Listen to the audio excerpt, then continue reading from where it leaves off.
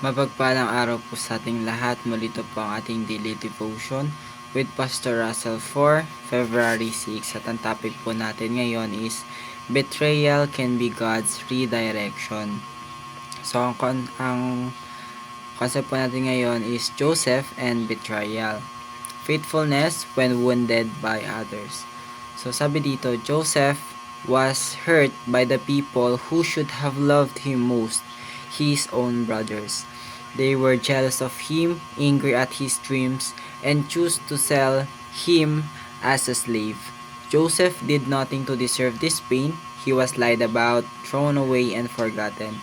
Yet God did not turn away from Joseph. Even in betrayal, God was working quietly. What others meant for harm, God was shaping into something good. Joseph's story shows us that God's plan is stronger than human sin, and his faithfulness does not stop when people fail us. So sa chapter sabi po sa Genesis chapter 37 verse 12 to 18. And his brethren went to feed their father's flock in Shechem. So, kwento ko na lang po ito. Yung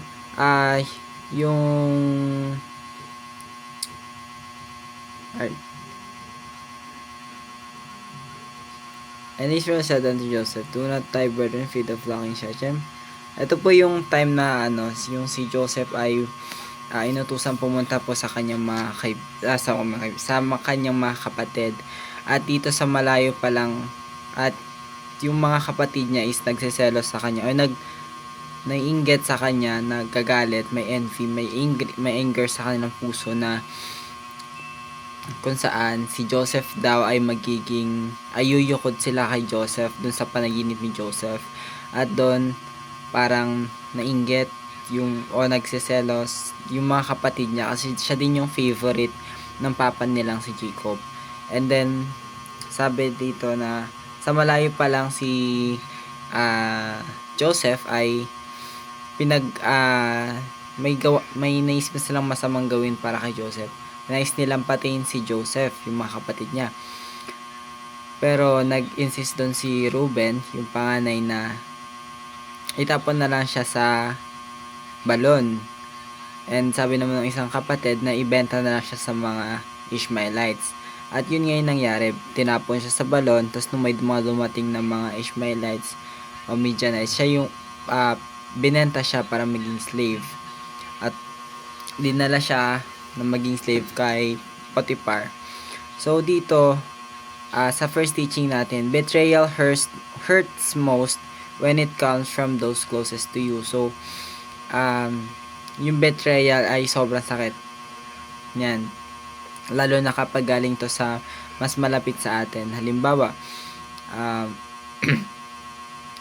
kung sa malapit sa buhay ko, halimbawa sa magulang, sa parents, sa kapatid, o sa best friend mo, kung nangyari sa'yo na binitray ka, masakit yon.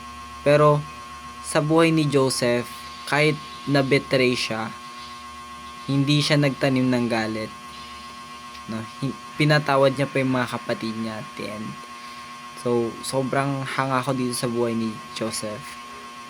Number 2, betrayal reveals the hearts of the betrayer. So, yung betrayal, hindi napapakita dito na kung yung na-betray ba yung puso niya, kundi mga betrayers, kung ano ba yung motibo nila sa atin. Halimbawa, kung na-betray ka ng kaibigan mo, ano bang motibo niya sa akin kaya niya ako kinaibigan? Ayun pala, ganon. Number 3, betrayal can be God's means of redirection. So, kahit yung may masamang bagay na nangyari sa atin, pwede itong gawing way ng Panginoon. Ito yung way din ng Panginoon para mapabuti tayo. Kasi minsan nalilisa tayo ng landas, minsan nakakagawa na bumabalik tayo sa kasalanan na dapat hindi na, at minsan may nangyayari sa atin na mga hindi na magandang bagay para i-direct tayo sa mas mabuti.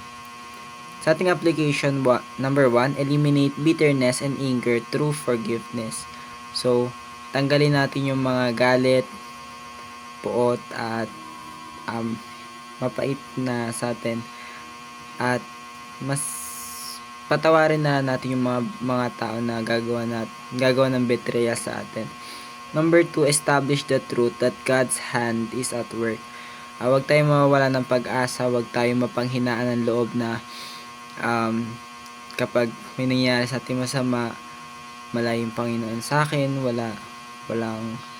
hindi ako naririnig, hindi ako nakikita ng Panginoon, kundi lagi nating tandaan na God will never leave us nor forsake us. At tayo ay ang Diyos ay gumagawa pa sa atin. Number 3, expect to see the beauty of God's redirection. So, kung sa tingin mo sa ngayon may nangyayari sa'yo masama, nangyayari sa'yo yung hindi pa maganda sa buhay mo, pero looking forward tayo na merong ginagawa ang Panginoon sa atin na mas maganda, open for more opportunity sa atin para lumago at para mag-success sa ating buhay. So, yun lang po, and God bless.